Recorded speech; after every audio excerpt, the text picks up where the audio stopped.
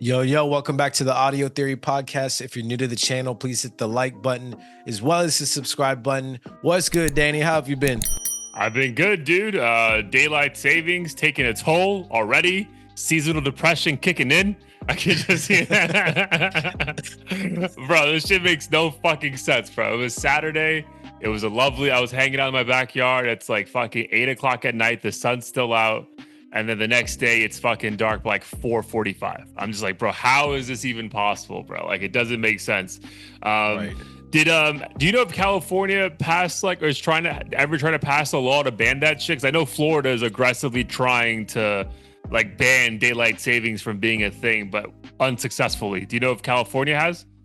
I'm pretty sure like I've always like voted for it and seen it on the ballot and stuff, and it's been discussed forever, but I feel like for whatever reason it never actually comes to fruition.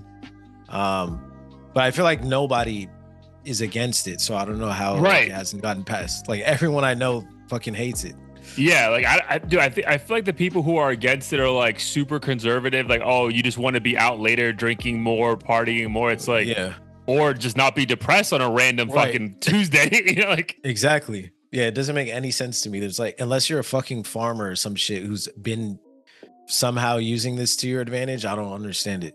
yeah, doesn't make sense. But besides that, dude, speaking of election, did you already vote? Have you had any drama of people asking you, like, do people ever ask you like, oh, who'd you vote for, blah blah blah? Like, is that a thing? I don't think people have been that bold. Mostly people are like, just vote. Like, get out Yeah, there and yeah, vote. yeah, yeah, yeah, yeah. I haven't been bullied into that conversation yet. I haven't voted yet. And there's been so much like going on that I know I should, but part of me like kind of doesn't give a fuck. Which is horrible to say, but yeah, I haven't dealt with any of that pressure. Oddly, because I feel like this is a super controversial year. This one feels controversial, right? So yeah, Gina and I voted yesterday, which was Sunday, which is the last day for early voting in Florida. And then yeah, dude, so like we just posted in our family chat, like, oh, we went to vote, and then immediately it was like, who'd you vote for? It was like, bro, what? Like, that's Right, right. Are we allowed to have these conversations? Yeah. Because like I feel like everyone on Instagram is like posting like in their stories. So like I would never be bold enough to be like, yeah, so like who'd you vote for? It's like, bro, Right, like right. it's just like go vote. I feel like is the more of the tagline. Yes, I was just interested in you. Like we've had moments, bro. Like we had like a meeting at work, and like the moment that like the day after that comedian at the Trump rally was talking about like Puerto Rico as being like the island, Yeah. garbage island or The trash something. or whatever. Yeah, bro. Floating trash. It was so awkward the next day at work because like one guy randomly was like, I support Puerto Rico. And we're like, what? And they were like, oh, it was because of this. And I'm like, oh, bro, like don't do this, man. Like, Yeah, yeah. so just a Yeah, very so awkward time, bro. I'm very excited that it's over with tomorrow either way. yeah, yeah. At work it hasn't been too awkward. I mean, the general sentiment, like if someone's vocal about politics, 9 times out of 10 they're supporting Kamala, or maybe not even necessarily supporting her, but Hate Trump like, and like yeah, hate, basically yeah. bashing Trump and saying like we need to do whatever we can to prevent him from getting back into office. And yeah, that's kind of been what I've experienced. I mean, I'm in California. Like, what do you kind of expect? Correct. Down here, I have a bit of everything. But yeah, I would echo those sentiments. I feel like the majority of the people who I've seen are like very pushy on their views, are definitely very anti-Trump. Yeah. Yeah. But again, we'll see what happens. Who's your again, we're recording this literally the day before the election on November 4th. So who are you leaning towards? And not who you think's gonna, like, not who you're voting for, like who you think's gonna win. Yeah, I was talking with some friends yesterday, and I was just like, what's your unbiased opinion on who you think's actually gonna win, not who you want to win? In terms of who's actually gonna win, I feel like this is the first time where I'm like, I really like it feels like a 50-50 bet. Especially because I see on YouTube the polls are changing it seemingly every day. Like, oh, Trump's in the lead. Oh, Kamala's in the lead. I don't know. I feel like based on if I want to have like an objective view on this, I feel like probably Kamala, and I'm only saying that because there's like this professor who's predicted the last like 20 elections or something, or maybe less than that, like 10 or something, based on specific criteria, like how's the economy, like is there this is there a war taking place, like all kinds of different criteria, and based on that he says Kamala is going to win. So that's kind of just what my gut tells me is going to happen, but we could be surprised. Just because someone's right 10 times doesn't mean they're going to be right 11. Yeah, true. I think so. I know what you're saying about the polls, definitely up and down. And I think this is like definitely the first year that legalized betting is nationwide. So I think the bettors in America all have it pretty much dead even as well. But dude, I would honestly assume, I think she's gonna win, bro. I really think, again, I was definitely leaning more his way like a month ago, but I do think the Puerto Rico thing might have just been like all those like on the fence Hispanic voters, like I think they're just like dude, the fact that she's in old San Juan, like in Pennsylvania, but like a very Puerto Rican neighborhood the night before the election, I think she's even aware, like, bro, if I can just get all the Puerto Rican votes on board and the Hispanic votes, like, it's over. And I don't know shit about shit when it comes to politics, but everything I'm seeing on like CNN, Fox News, Bloomberg, all that stuff, it seems like that was a big enough event to turn a lot of people in her favor. Yeah, no, I agree. That seemed like such a dumb move. Like, I get it, comedians kind of get a pass with that, and like in any other scenario, like you probably shouldn't take it too personally, but in this context, it just didn't make any sense. I'm like you wouldn't do this shit at a fucking funeral or something. Why would you do it at a presidential, like whatever the event was? I forget what it's called, but yeah, it seemed like the wrong time and place. Yeah, and like also then why double down and like stand by it, right? It's like, bro, you could just say, hey, we didn't know this guy was gonna do that. Our bad. And it's like, oh, okay, fine, we get it. Like, it may not cure for all, but it might be enough for a few. But yeah, we'll see. I mean, dude, I'll be watching. I'm going for a work happy hour right before, so I'll have a nice little buzz when I get home. So yeah, we'll see. But I hope it's one that's obvious by like 10:30 at night local, bro. I hate the ones that like go into like 1 in the morning. I'm like, bro, like wrap this shit up already, bro. But cool. Besides that, bro, how was your weekend? Weekend was pretty solid. Didn't do a whole lot. I'm trying to think, because maybe, I mean, I definitely slept in. I went to what I did was, so we met this Indian girl at a friend's housewarming party. And she was super bubbly and fun, and my wife was like, oh, like we should we want more friends in the Bay, so we should hang out with her. And she invited us to her like Diwali, that's how you pronounce it, right? Yeah, Diwali, celebration on the 1st. So I had set a reminder on my phone like a month before, and we hung out with her. She was literally like 5-minute drive from us, like right across the street from my barbershop, which was interesting. We just kicked it, lit some fireworks. It was nice to hang out with some new folks. Nice, dude. It was really dope experience. And then Sunday, so I went to this boxing class with a couple friends.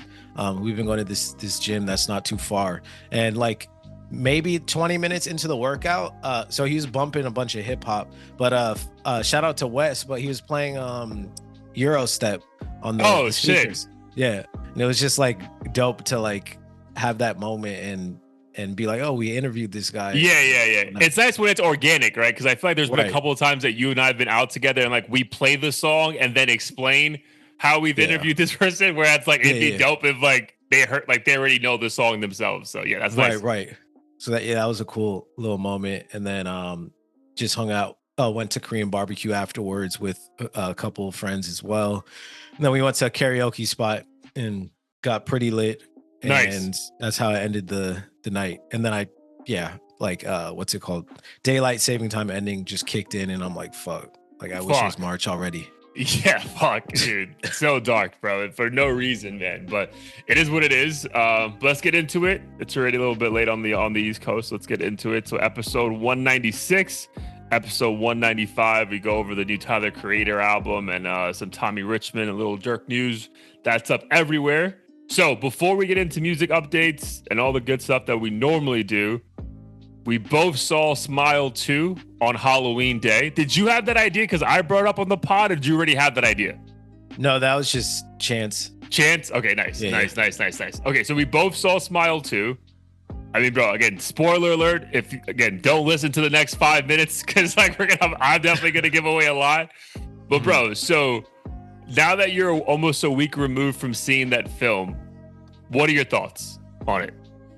I thought it was much better than expected. Not to be honest, like there was so much marketing put into it. Like I saw that trailer maybe 100 fucking times. Okay, because I remember there was so much marketing for the first one. I actually, again, and I'm not on YouTube as much as you are. I didn't really see that much marketing on the second one. Yeah, the second one. Well, I saw it. I think most of what I saw was in theaters for other movies, and it was and you've been going to movies. Yeah, because we had the pass, and I thought it was gonna be a situation where the scary scenes are what I have already seen. I thought it was gonna be kind of corny because it had the pop star element in it, and nothing in the trailer really seemed like spooky to me. So I just had super low expectations. But you, as well as some reviews online, were saying like, oh, it was surprisingly good or better than expected, which is rare nowadays because a lot of movies are just cash grabs. But I thought it did a very good job of being creepy in unexpected ways. Didn't drag on. I felt like every moment was like the perfect amount of tense. And they didn't lean too into the pop stuff to the point where you're like, oh my God, like I don't give a fuck about this album release. Like cut this corny shit out. Like there wasn't too much of that. So I appreciated that. Oh, and the music, amazing. Dude, like not the pop music, but the scary music. Dude, but it was so loud. I don't know how was it your theater, but bro, it was so loud that even Gina, so again, Gina's younger than me by 4 or 5 years. Even she was like, dude, should I go tell him to turn it down a little bit? Bro, like it was like the walls were shaking, bro. I was like, this is a lot, dude. But whatever. It added to all the elements. Dude, my biggest one of my things I loved about the movie though is that it seemed like again, like, and we'll go to like the trigger warning in the beginning, but like it felt like genuine, right? Like it wasn't like her being a pop star and like a dancer wasn't like corny, because like I feel like they properly got like real dancers. They made her a really good dancer, right? So like that was believable, right? Like, dude, my biggest gripe when I watch like a movie that has like basketball elements, I'm like, bro, this isn't real basketball, bro. This is like, this is like, you'd even like take this serious enough if like, and it's going to be like a large part of your storyline for me to take it serious. So now like inevitably everything else is corny to me, right? So I do like how that was believable. But bro, so for me, why I thought this was like the scariest movie I've ever seen, bro. Like I'm not even exaggerating, because like those Conjuring movies, even though they're actually like based off like true stories, bro, they're like in 1800 in fucking Pennsylvania. I'm like, bro, whatever, bro. Like, I would assume there's ghosts in these fucking houses, what I mean? Yeah. Whereas this is, bro, modern day New York City, 2024. And bro, she had a drug and alcohol addiction right before. So like the idea of like you having a sickness prior and then this happens to you, and then people are like almost like dismissive of it, like, oh bro, there we go, she's just drunk, or rehab, get her in rehab, she's depressed. And it's like, no bro, I'm losing my mind, and like no one's help, bro. That part in itself was just like such good writing, dude. And like the scary parts, like the jump out at you scary parts, like when that fan in her mind is in, oh my God, bro, that was great. And like the parts that could have been corny where like all the dancers are in her room and like and it's like that could have been really corny, but kept it in a way where it's like, all right, no, she's like really seeing these things, right? So yeah, man, I thought it was brutal. I'm telling you, like, I saw that, like, so spoiler alert. So, like, at the beginning of the movie, similar to Blink, I thought it was similar. I don't know if you felt the same way. So, remember, like, in Blink Twice, where they have, like, the disclaimer, like, hey, this might give you PTSD or blah, blah, blah, or whatever. So, I took when the actress, right, whatever her name is, was just talking to us as if she, like, a normal conversation, right? Without her having to say those words, I took that as like, hey guys, like this is about to be terrifying. And I just want you to know I'm alive and I'm fine. Right. That's how I interpreted that. Right. Did you interpret that the same way? Yeah, pretty much. Right. Okay. So I'm like, bro, if they have to do this, we're fucked, bro. Like, this is going to be the scary. I do like 10 minutes in. I'm like, oh, this is going to be fucking terrifying, bro. And it was all that, bro. So I loved it. The only reason why I wouldn't give it an A+ is because unlike remember the guy who she caught the demon from, like that killed himself with the weight, that guy, like the drug dealer, So unlike him, where like they made him being weird leading up to it very clear, like either on that video they showed or with her, like, bro, the fact that we find out that the mom is alive and like she was clearly okay to be performing. So it's like, did everything we see literally never happen? Right. That's the only part where I'm like, bro, like if you do some like real investigation, like I feel like there's holes in that part of it, right? Because why wouldn't she have similar attributes as the other guy and then other people would be able to see the issues? Whereas like this one was like, no, she was fine. It was just all in her head. And here we are 7 days later. Right. No, that was something that I felt like could have been explained a bit better. I know a lot of these movies want to make you think, but sometimes it kind of takes away from it all.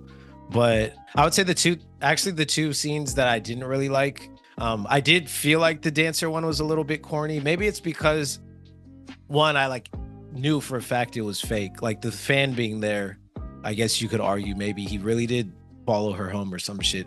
But I think it was because the dancers didn't look like monsters, and like they just kind of looked like, I could tell they're performers performing, like they're performers in the movie. And then I think just the whole idea of it felt like they're inherently not real.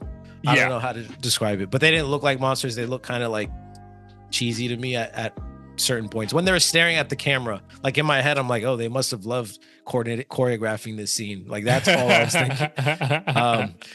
And then the end, spoiler alert, if you're listening, don't listen right now. But in the end, when she bashes the microphone in her head, I'm like, really? Like this object, she's able to fucking lodge it into her face? Like that just seemed impossible. Like I get it, it's a movie, but that shit just seemed super far-fetched.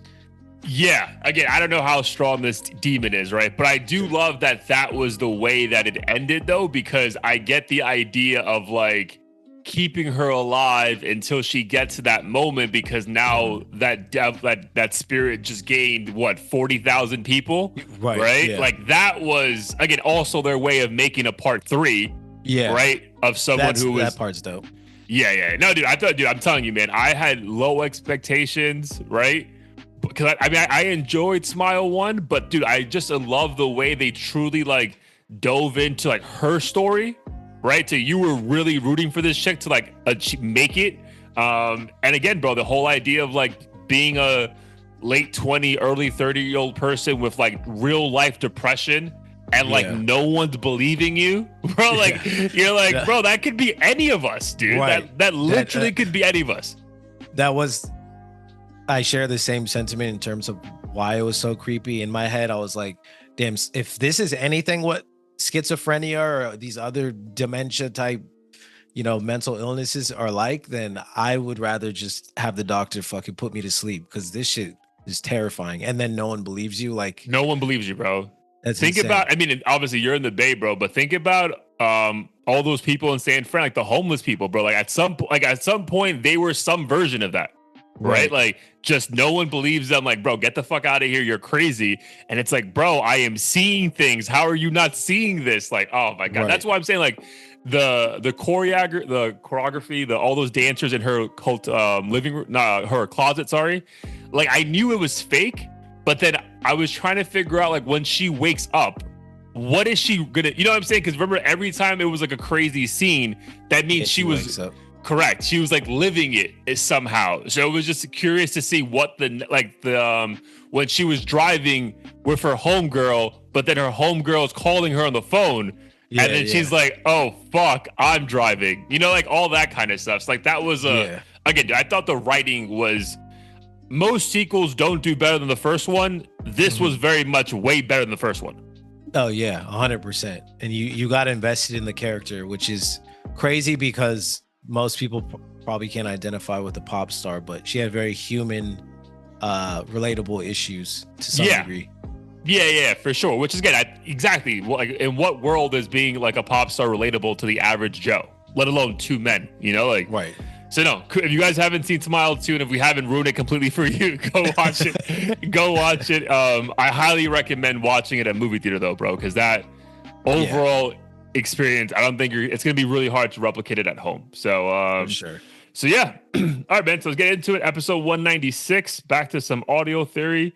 Young Thug free after 2 years in prison.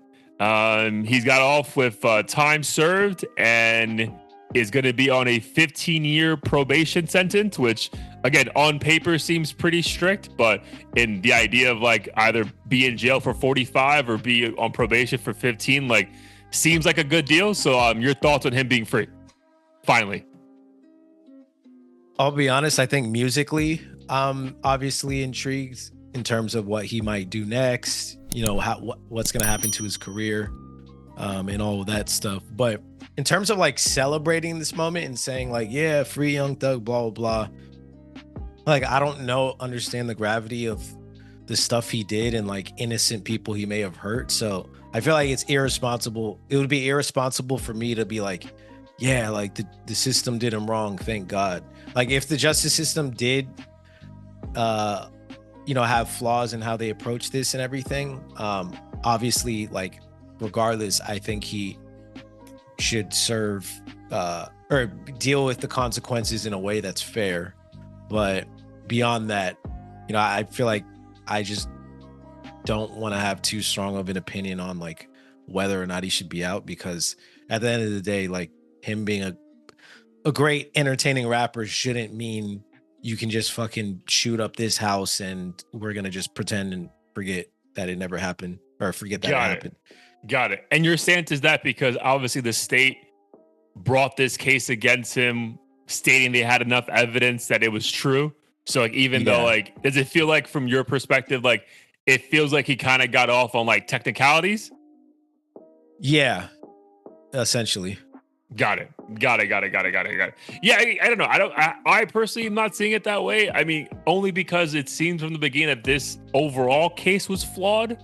Like it wasn't like the feds or something where it's like, again, like their percentage rate is like, it felt like this was like a DA in Georgia who just wanted to like get more praise in a weird way. Again, not that we know all the facts or we're not legal experts or stuff like that, but that's at least how the information was being perceived by me. So it just felt like, yeah, bro, the guy finally got free for shit he probably should have never had to stand trial for and do 2 years in prison for, right? Like maybe it was something that was like shady, but like, was it this bad? Or was it just like, hey, you don't want people of privilege with money to be getting away with this kind of shit, so let me try to bring up all of these cases and hopefully one sticks. Like that's like the way I perceived it. So that's why I was like almost relieved for him. Like, all right, bro, like, come on, there's no need for this to have been 2 years. Yeah. And I think for me, I mean, like Young Thug's an artist I never was super invested in. So like him potentially being locked up for a long time, like as a hip hop fan, didn't really mean much. Him getting out still kind of doesn't mean a whole lot. I'm more so just curious from like a content perspective, how everything will pan out, especially with Gunna and, you know, all of that. So that I'm excited for. But yeah, beyond that, didn't really have to. I never like followed the case that closely or had that strong of an opinion on it. I think, at the end of the day, like, as long as everything that's being managed surrounding this case was fair or is fair, then like that's all I kind of cared about, essentially. Are you leaning towards the idea you think he's gonna jump right into music and try to like catch up on lost time? I think he will. If I had to guess, he's gonna come back with like some introspective song about like, he's out now and he's had time to reflect and the typical shit that someone would create when they come out. But I feel like he's not going to be doing anything too extensive right away. I feel like he probably just wants to focus on being free and catching up on lost time first. Yeah, again, and I think the Joe Budden podcast brought this up. So if I did, shout out to them. Or if they did, shout out to them. I think it was like the whole idea, because I think a lot of people, like, even when you and I joked about this offline, it's like, bro, 15 years probation sounds crazy. But I think he had a great thing. It was like, bro, like, or just enjoy your life, and don't associate yourself with people who do killings and, may get you in trouble, right? So I feel like I can see a world, because I think there's already been a lot of publicity like ads online about him and Lil Baby linking up right away. But I think we might get the one or two songs like, yo, I'm free, right? Kind of thing. But then I do think he honestly disappears for like a good minute. And just like enjoys life, right? Also, you have like a beautiful fiance, girlfriend, and Mariah the Scientist. Like, enjoy that. And then two, again, if your entire career has been around making one type of content, I do think it's going to be challenging to, just because, now that you're free, you probably were in this, in jail thinking of content one way. And now for a fact you cannot make it that way because of legal complications. It just might take a long time to get that creative, niche push again for things that you just have never done in your career. Yeah, that's gonna be a big component, and I think we now realize like how much of his content was that, which, at least to me, means he needs to do some reflecting and regardless, like, balance out what he's talking about. But yeah, I think that's kind of weird. If for the next 15 years he literally is unable to not only make content like that, but associate around those people. And at that point, it's like, well, then what? You need a whole rebrand. Like, what can you actually do? I mean, in his defense, though, I do think, what was that album he came out with, bro? The Thuggers Girls, like the country album. Do you remember that? Yeah. Bro, that country album was fire. So Beautiful Thugger Girls, bro. And again, speaking of white artists taking advantage, bro, I'm all for him taking advantage of country music. And like, if that's his focus, because that album was actually fire. And that was mainly about just like girls and alcohol and drugs, as opposed to, killing people on a horse or some shit. So I think if it's that, I'm not against that. Yeah, no, I wouldn't be mad at it if he went that route with his sound. Yeah. Did you find it interesting though? Like, because you kind of alluded to the Gunna aspect of it. Like, he was approved to make music with Gunna, but like, we also don't have clarity, like, if they're even cool or not. You know what I'm saying? Yeah.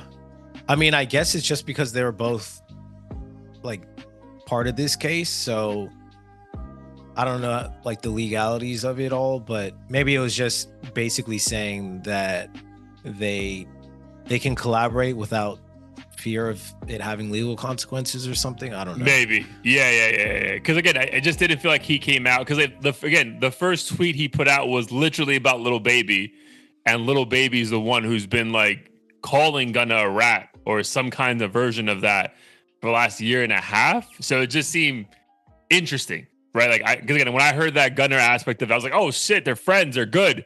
And I'm like, I don't know, kind of thing. Yeah, I feel like, I mean, if I'm Young Thug, like, instead of saying I'm cool with Gunna, like on Twitter or whatever, I think from a business standpoint, it would be dope if they just randomly dropped like a mixtape or something. Mm, I feel like that'd be way more impactful than him just being like, "Yo, we're cool. Like, yeah. please stop making shit up or something." Yeah, I agree with that. Like out of nowhere, like a fucking 6-song EP or something stupid. Like, Yeah. yeah, I agree with that. Well, listen, he's free, bro. I just think there was a point here that I think we were talking about.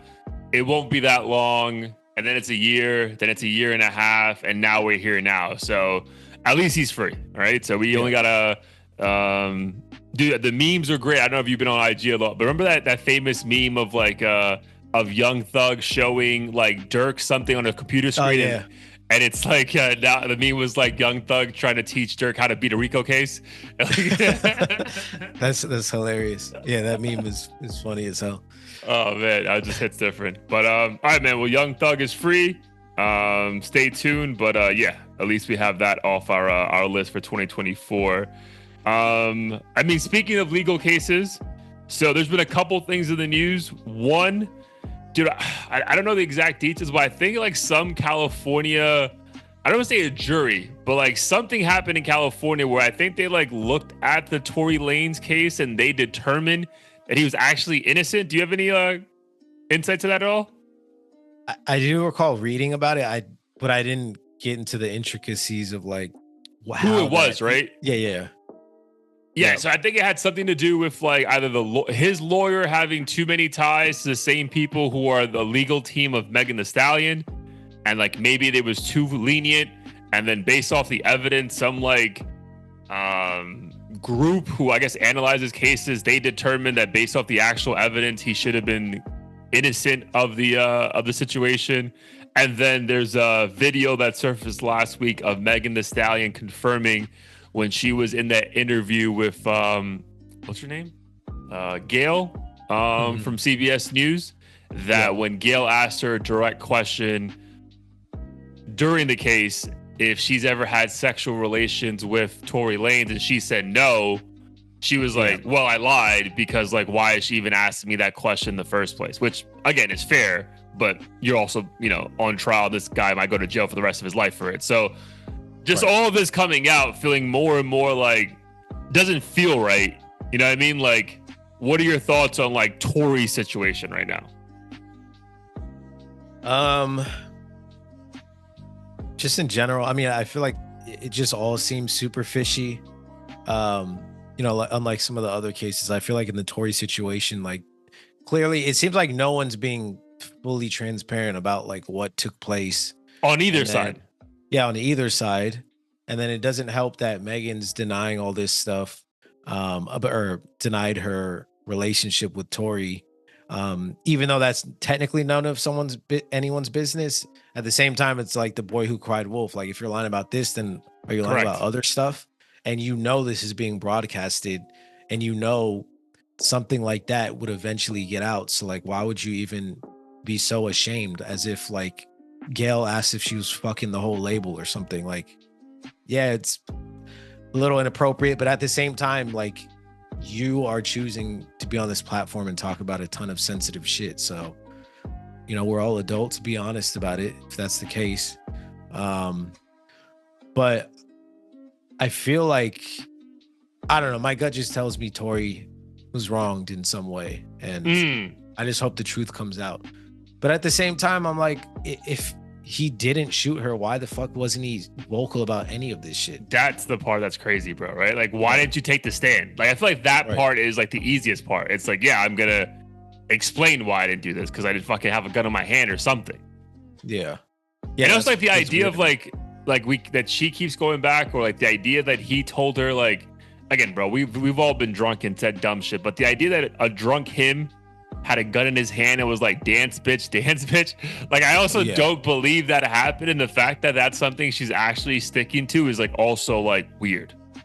Yeah, no, that's strange, and I know people kind of poked fun at it because it just sounds so ridiculous. But that's also an oddly specific thing too, to just completely make up. Right. And I feel like you'd have to be basically a sociopath of some sort to just make up some shit like that and walk away and pretend like it's okay. Yeah. So that's all another reason why I'm like, well, maybe she is telling some truths, because it just seems like a weird thing to lie about. Yeah. So if you had to put money on it, back to betting, if you had to put money on it, you think there's a chance that there's like another hearing about this, like they go back to court like in the next, like, say 6 months? I would think so. I mean, he's constantly like filing appeals and stuff, right? I don't even know, dude. Again, I don't even know. Like, that's the thing. Like I didn't know if it was gonna be, what's his overall here like case right now? Like, what are they? Because didn't he get 10 years? I believe, yeah, 10 years. And he was jailed 2 years ago. So, oh, dude, it was called the LA Appellate Court. Mm-hmm. So I don't know if that's just like the appeal system in LA, and like that's what found Tory Lanez innocent and are awaiting to reinvestigate Tory Lanez case to see if he was unfairly prosecuted. Yeah. I don't know, bro. It just seems like there's just too much here, bro. There's like just, yeah, again, I would say there has to be a way that he goes back into trial. Like, there's just, like, why wouldn't he, if it was like one last ditch effort? But I can't imagine this guy doing, because again, initially I thought he got the sentencing, and then best case scenario, he gets off like in 3 or 4 years for like good behavior or some shit. But even that is like, if you're adamant that like, bro, that never happened, I feel you got to fight that shit. Yeah. No, I'd be throwing everybody under the bus if I for a fact didn't do shit. Which, to get to your point though, why wouldn't you take the stand and, like, regardless of how good or bad your lawyer is, like, yell at the top of your lungs, like, bro, I did not do this shit. Yeah. And the only explanation I could think of is he like just didn't want to, get the snitch allegation or label, I mean. But that still kind of wouldn't make a whole lot of, I just don't think people would care if it even went that route. I think correct. Hip hop is that toxic to where they're like, fuck Megan, like I would snitch on her too. It's not like people only get upset when it's someone they like, or if they're like actually a hardcore street gangster like 21 Savage and that's their image. Yeah, of course. And also, like, if the alternative is you're being accused of shooting a woman for no reason, I'd much rather snitch on myself than be accused of that, right? Like, I think a lot of people like started hating on him. It's like, bro, how can you support this guy? He shot a female. It's like, right. I agree. Like, I don't support that, but I also don't think he did. That's why I'm saying. Like, yeah, exactly. Oh man. Yeah, I mean, again, I hope we have a situation where we're screaming free Tory soon, but that was recent news that we didn't get to last week, so I kind of wanted to bring that up. So, all right, bro, I want to get into some music real quick before we get out of here. But before we do, quick rest in peace. Hate to do these all the time, but he lived a long, successful life, so bless him. Quincy Jones, world-renowned producer, songwriter, everything, passed away today, I think at the age of like 91. Oh shit, I didn't even know that. Yeah, so he passed away today, known for multiple projects. Obviously, I mean, maybe his biggest success was back to the Michael Jackson Thriller Bad Days. Apparently he helped write a couple things for Frank Sinatra as well. Yeah, man, so obviously did a bunch of things. Helped produce The Fresh Prince of Bel-Air. That's obviously a staple in our childhood. So, rest in peace to him. Just a quick question: when you think of Quincy Jones, like, what do you what comes to mind? Yeah, immediately Michael Jackson and Thriller specifically. That's what I personally knew him most from. Yeah, dude. For me, obviously that, but just like music royalty, right? Like I know he was a black man, but like I never like put him in like he only works for black artist category, or it just felt like anytime you heard his name, it was like, oh, dude, like Quincy Jones spoke to this guy about that. This guy must be the chosen one, right? Like, I feel like with his, I couldn't imagine him wasting time on anyone that wasn't like a sure thing, like even him discovering Fresh Prince, like Will Smith in that way and giving him his own show. Like, again, it just feels like whatever he identified, similar to like Rick Rubin, but at a much bigger level. it's like, yeah, this is the sure thing. Like if you got that Quincy Jones stamp of approval, then you're going to be the biggest artist known to man. So that's like the idea of him was always a like godly, anointed other people figure.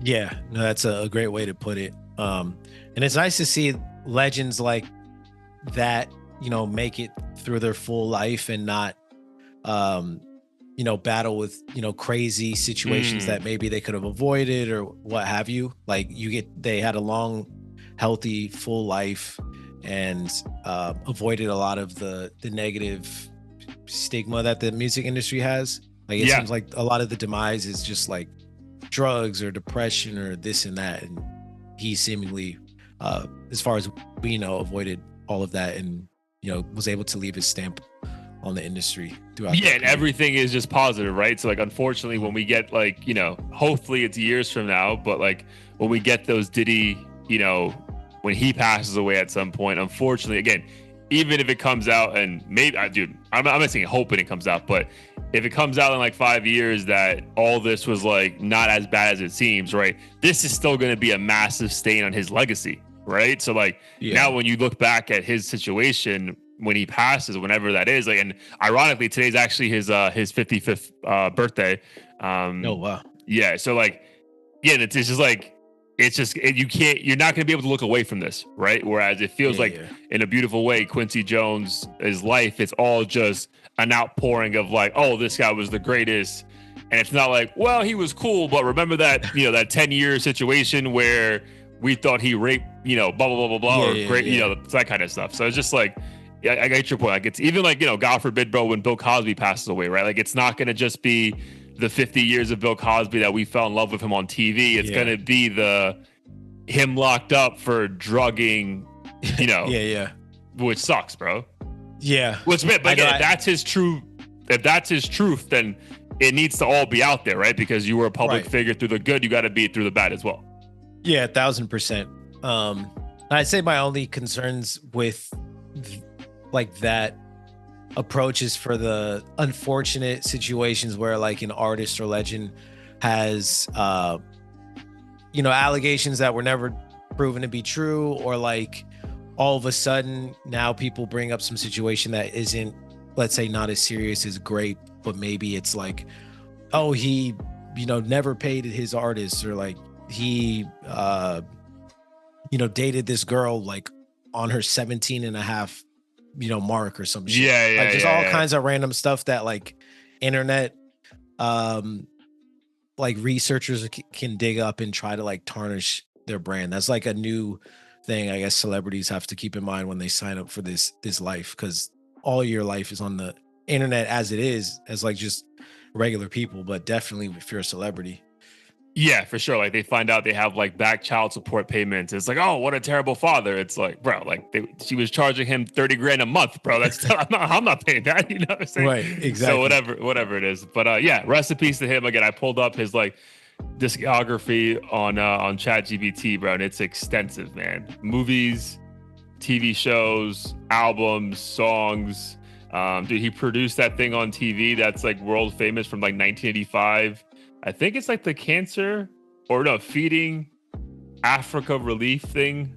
We Are the World. He wrote that song.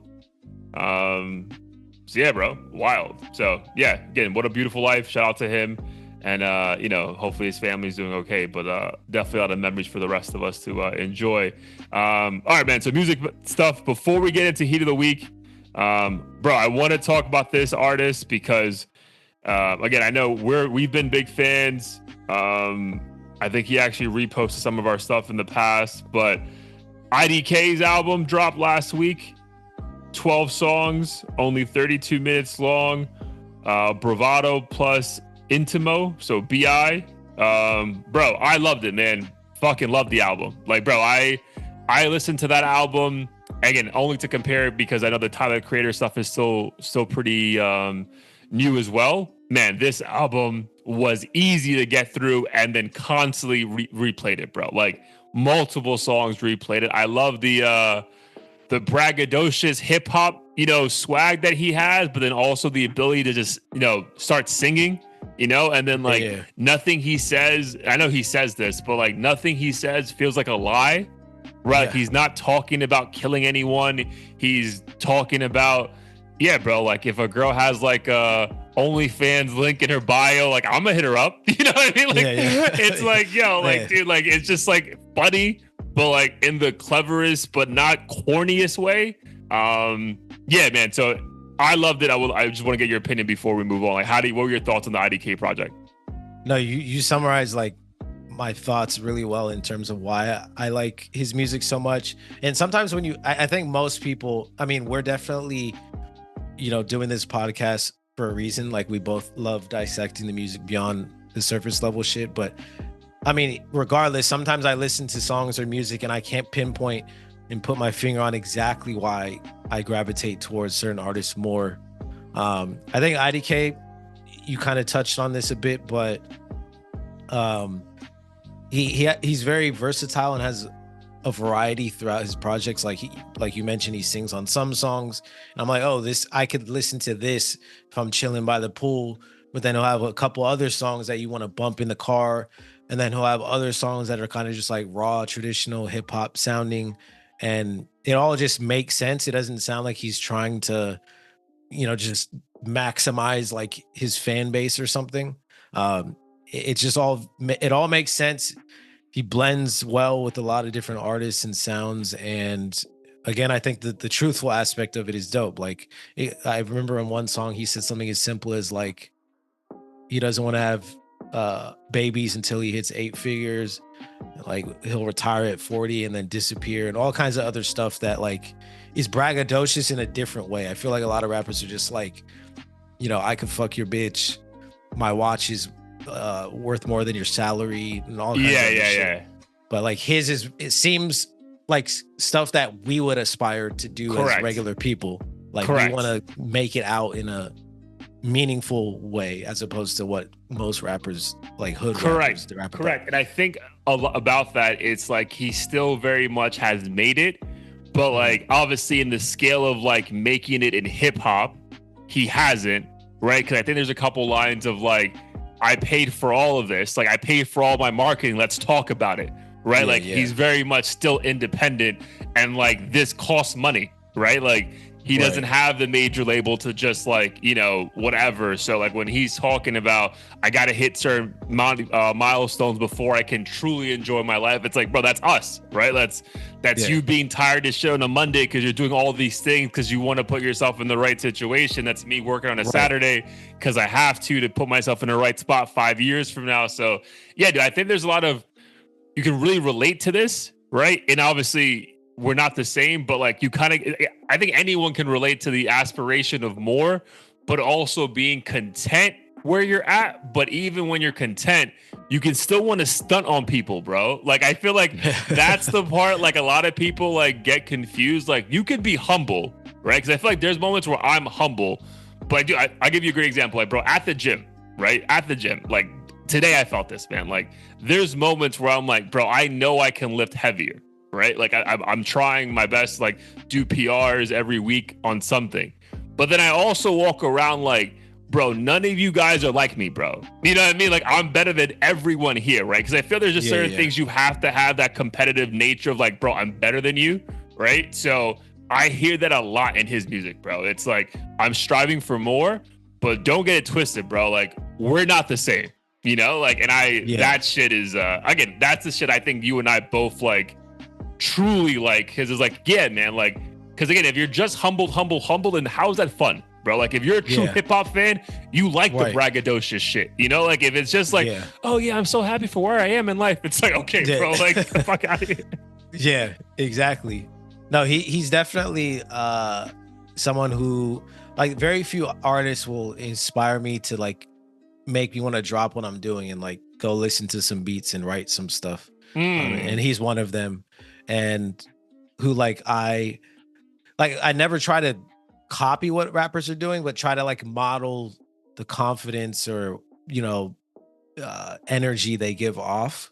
And I feel like for me, I've never wanted to be so far on the spectrum of like just shit talking and acting like I have fucking $100 million, but at the same time don't want to constantly be like, I haven't accomplished shit, or like Right. I've yet to make anything happen kind of thing. I feel like he has a good balance. So um yeah, he's definitely underrated in a lot of ways. And I think thankfully he's honest about why that is, it seems. And he's doing everything on his own, and clearly has aspirations to be worth far more than he is already, even though he has so much to be thankful for. 100%. I do. I think the features also just do, like, the Gunna one was a great back and forth, right? The Joey Badass one was exceptional, and like these are the kind of artists that kind of just compliment him a lot, because like, again, if it was not to whoever, bro, like if it was like a Rick, I don't know, if it was a certain artist where like is just like so far ahead of him, like fame wise, like it wouldn't feel right? Like, is he reaching for this feature just to get onto a certain level, whereas this is like they're kind of the same, right? Like Gunna is obviously more famous, but like really you're like Gunna's fans are like core fans, and I think with IDK, like if you're an IDK fan, is you're a fan. So like I think these things make sense because like no one is outshining anyone. It's just more, let's just focus on the content. And yeah, man, again, I've listened to his album like 5 times since Friday. Yeah, no, he's super dope. Now that I think about it, I feel like his business mindset with music and approach and stuff kind of reminds me of Joyner Lucas. But I feel like where IDK has the edge is all the stuff we mentioned. Like, he's not taking himself too seriously. He's being a little bit, or not a little bit, I feel like a lot more playful and honest just about who he is. Whereas like a Joyner Lucas is, I feel like most of his content is just like, I just rap better than you, and like I have ADHD. Like those are the two like constant themes that are force fed to you, which gets old very quick. Yeah, and again, just for me personally, like I never enjoyed that. Like, again, I don't know if like Joyner would be. Yeah, bro. Like, again, I don't know if he would technically fall in that category, but I consider him very similar to like Eminem. Whereas, like when I listen to IDK, it just feels like, that's why I love the Joey Badass song, because it feels like some, I'm not gonna say old school shit, but like early 2007 New York shit. Where it's just like, bro. Like it's just like cool. You know what I mean? Like, like music is allowed to be cool. Whereas like with Joyner, it's just like, no. It's just like, bro. How many fucking syllables can I fit into this? Correct. Like, Correct. And I got a Will Smith feature. It's like, all right, bro, like good for you. And it's crazy because I think on probably most people's list, they probably have Joyner way higher than IDK, right? Because I don't think a lot of people even know who IDK is. Right. No, most people don't. And I think it's just, there's like 2 completely separate hip hop fan bases, where some people are only able to appreciate like the literal skill of rhyming words, and that's all they kind of care about. And then other people like care about the person and who they are and what they represent. And I feel like IDK is able to, I feel like his skill level is high enough to where you can respect the bars. But then you appreciate the moments where he's just talking about stuff that makes sense and you can relate to. And even if you can't, you're like, I get why he feels that way. Yeah, correct. Because I think there's an honesty throughout all of it. So you're like, like he's not lying, right? Like you may not like it or you may not relate to it, but he's clearly, that's his truth. Whereas like with other artists, you're like, bro, I don't like this. And I also know you're not being honest. Right. So then like, what are we doing here? All right. So for you though, what was your favorite song on the BI album? This was a tough one. But if I have to go off my recent track record, I would probably say Paper Cuts if I'm going to select one. I just thought that beat and like the hook and everything was so different than what I'm accustomed to hearing nowadays. It sounded like some shit that like Jay-Z or something could hop on. And I just miss those songs. Like I'm just so overwhelmed with the same heavy hitting trap beats, and he's someone who doesn't seem like he's chasing a trend, and I appreciate that. So Paper Cuts Paper was a Cuts dope is a one. great one, bro. Paper Cuts, the thing was cool about, because even Check is a fire song. Like, so those songs back to back is crazy. I don't know how it's on Spotify, but did you see how, like, I guess technically it's 2 albums? Did you see that? Let's see. I think it was only Well, it's no, like, so no, like, on mine it's 1, which is weird because remember Don Toliver, it was 2 on mine and 1 on yours. yeah, so okay, so it's 1 album of mine too, but I guess so next to every song there's like a letter in parentheses. Oh yeah. So like I guess like Check is technically on the Bravado side, and then Paper Cuts is on the INTiMO, like I guess like intimate side. Yeah, so I think that's what he's trying to do. Like, hey, this is part of like me talking my shit, and this is me being like intellectual. Okay, that's great catch because I didn't realize that, but it makes total sense now. It makes total sense now, which is why my favorite song I felt was a nice combination of both, and it actually says BI. So See You Again was my favorite song because like that one was just like yeah, like yo, when am I like when you're like I think there's like on the hook he's like memory's gonna go away, like when am I gonna see you, like is it in Paris, is it in New York, like I don't know, that idea of like again when you're a 30-year-old person and like bro, like I think there's moments and we can get vulnerable on this where I'm like, do we want to keep doing the pod? But then I'm like, bro, but if I don't do the pod, like when am I gonna talk to Blair? You know what I mean? So it's like let's just keep doing so like shit like that, right? Because like these are memories that we're gonna have forever. So like it's just cool when you hear like other people have similar thoughts, right? Because I think there's like a calmness when you realize that even though like you might be going through it, like you going through it isn't a unique experience. If that makes sense. Like it's just like, all right, you also went through this. All right, cool. So like I'm gonna get through it, right? So I think See You Again is like a nice balance of like just like raw human emotions when you're like in fear of like losing some kind of like consistency in your life. Yeah. No, that was a great one too. I mean, honestly, all of them are great, but yeah. And dude, honestly, I'm a big fan of 32-minute albums. Like I feel like it was cohesive and made sense, but also like legit. Again, there's no reason for it to be 25 tracks just to be 25 tracks. Right. And I feel like if you're someone who's marketing your own, like kind of doing everything on your own, you're definitely gonna end up being a quality over quantity type of artist. Yeah, for sure. Especially because I think that Gunna song actually dropped like a while ago, right? Yeah, that feels like forever ago. Definitely, it was my heat of the week at one point. I feel like it was maybe as early as like April or some shit. Wasn't that song Kicking the one that like the video is crazy? Yeah, that was the recent one. That was like a month or so ago. Yeah. I mean, good for him though for essentially having a bit of a rollout to an album that he just dropped. So yeah, because I feel like that Tiffany song came out like dude, I want to say almost June. Like June. Okay. Yep. So bro, almost 6 months. Yep. So yeah, good for him. But yeah, great album. If you guys haven't peeped it, again, we will not steer you wrong. IDK is definitely one to keep on your radar. Bro, I'm not gonna spend too much time on this because I gave it my best attempt. I gave it close to 7 songs, and I just had to turn it off. Eternal a Take 2. Oh, Uzi dropped 2? Uzi dropped, bro. Oh, I thought that was like, I just saw the trailer, but I didn't know it already dropped. Yeah, so the trailer came out, I think, like midweek, and then he dropped the album on Friday. Bro, so this is the thing, man. So again, listen to it. We can do another review next week. I'll give it another chance. So I went like 6-7 songs in, and I had to stop.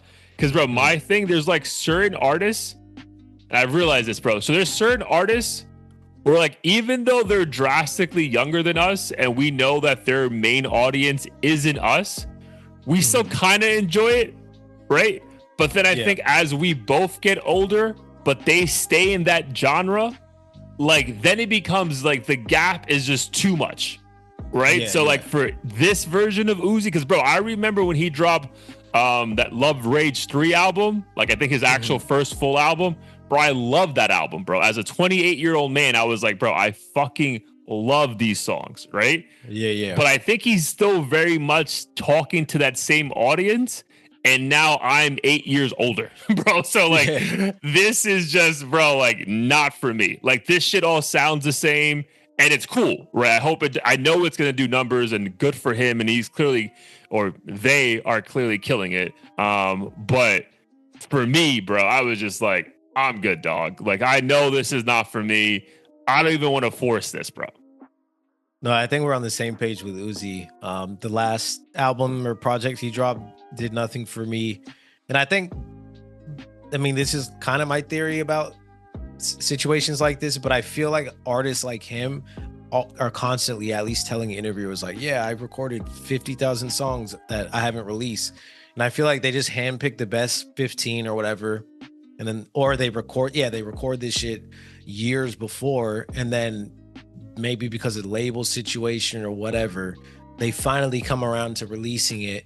And we're like, yo, this sounds like it came out 8 years ago, like you're saying, and they haven't, evolved since then. So it's either that or he just knows his fan base only likes him for that, and he's trying it's probably a mixture of both. Yeah, but I think his core fan base is still very much like that 16 to 24 range.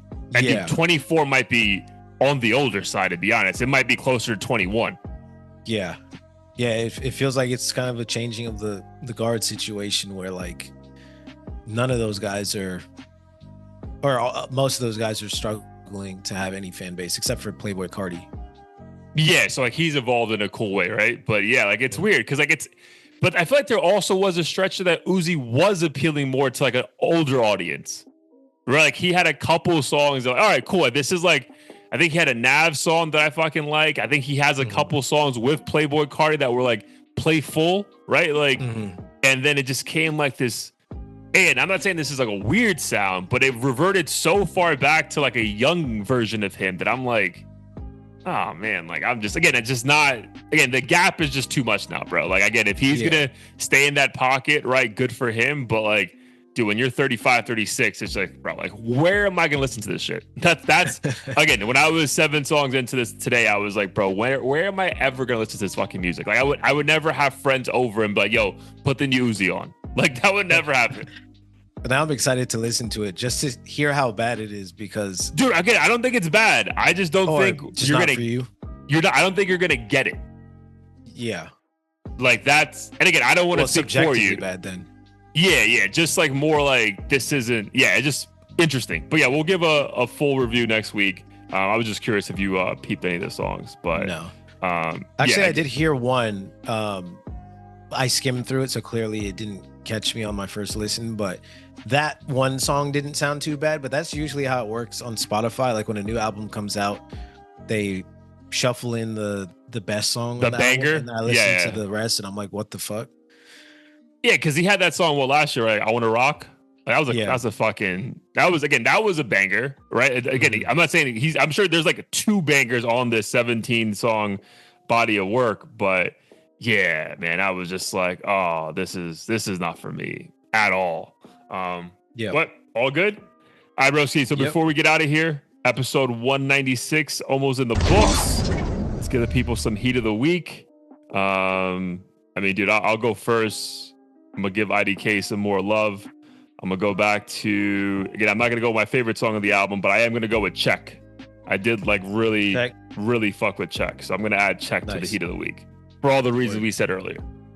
That makes mine easy then, because besides that one, Paper Cuts was my main one. So put both of them on it. My favorite too. Yeah. Easy. Heat of the week, IDK. Again, we're not getting paid for promotions, but I do think he has a lot of money. So if you do want to send some money our way, please support the channel, IDK. All right, bro, let's get out of here. Before we do, let the people know we got going on. Yes, sir. Catch us at audio-theory.com. New episode every week on all platforms. We also have the Heat of the Week, Spotify, and Apple Music playlist, so be sure to peep that. And if you're on YouTube, check down below. We have merch. It's getting cold as hell, so definitely buy a hoodie. And if there's other merch items you want, feel free to suggest to us, and we'll throw it up there.